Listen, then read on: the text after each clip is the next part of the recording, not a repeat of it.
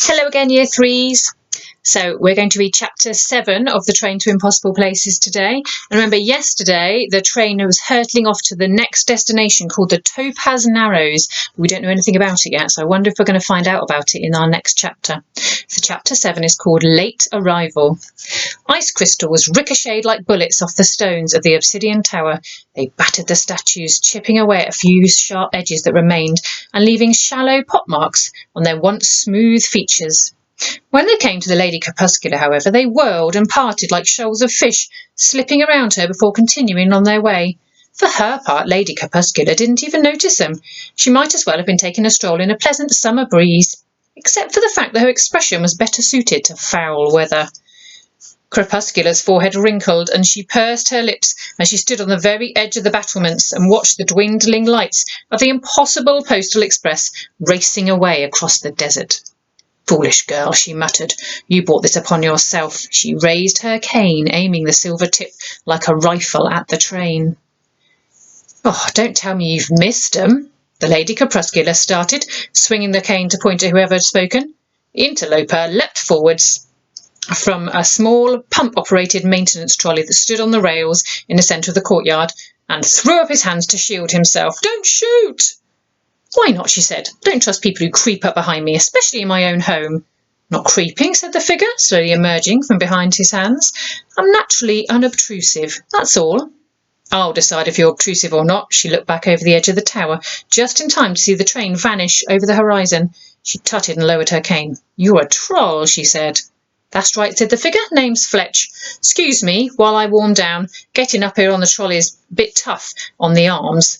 He laced his long, lumpy fingers together and raised them high over his head with a satisfied sigh. Now, I think we've come across Fletch before, haven't we, in one of the previous chapters.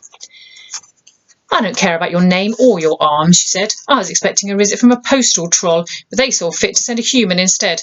I can't say it was a satisfactory substitution." Fletch's eyes widened. "She's been here?" "Evidently you know the girl." "Sort of. Short and fluffy, light brown skin, terrible taste in pyjamas." "One and the same, and in the brief time that she was here, she took something very important to me." "Yes, she does that. I'm trying to chase her down." Crepuscular tapped her cane against the flagstones and thought, "We clearly have a common problem." "Right," said Fletch. He was suddenly aware that he might have said too much and it made him nervous.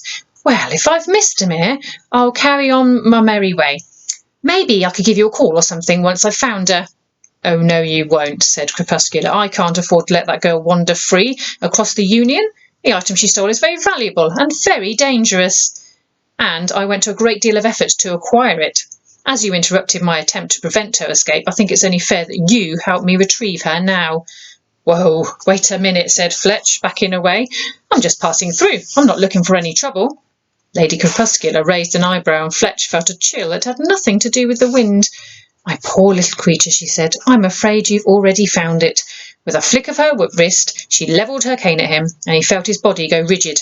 He tried to turn, to run, but he couldn't. He was as immobile as the statues. "I don't know what good you think you're going to do," he gasped. "My job was to build a shortcut from the last delivery in the Western Fenlands to here. They're back on the main railway network now. I've no idea where they're headed." "Oh, sooner or later they'll realise there's only one place they can go," she said. "To the only place in the Union with power to match my own." Fletch gaped at her. "You don't mean the other tower?" "Precisely," said Crepuscular. "We both know the price of entry there, and it's not the sort of thing that's easy to come by. So tell me, where could your friends go to find it?" Fletch fought for breath. "No idea." "I'm afraid I don't believe you." Very gently, Fletch began to rise into the air. Then he drifted sideways out beyond the battlements to hang above the desert. Ice crystals pinged and zipped against his frozen form. He locked eyes with Crepuscular. Anything to avoid looking down. "Let's try again," she said, as though to a reluctant child. "They need a unique piece of knowledge. No need to one person in all the Union. Where could they get it?" "Let's think, troll." Fletch pressed his lips together and shook his head. Crepuscular sighed. She gave a flick of her cane, and Fletch tilted over until he was facing straight down. Ice crystals battered the back of his head, stinging the delicate skin of his enormous ears before plunging down to the desert below. They took a long time to fall. "If you're really going to be of no help to me, perhaps we should just part company," she said. "At least the trip down will be easier than the trip up." Fletch felt the magical bonds holding him start to loosen. He slipped a few centimetres and cried out in shock. "All right," he wailed.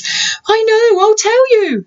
He screwed his eyes shut against the void beneath him, waiting for the thread of magic that held him up to break.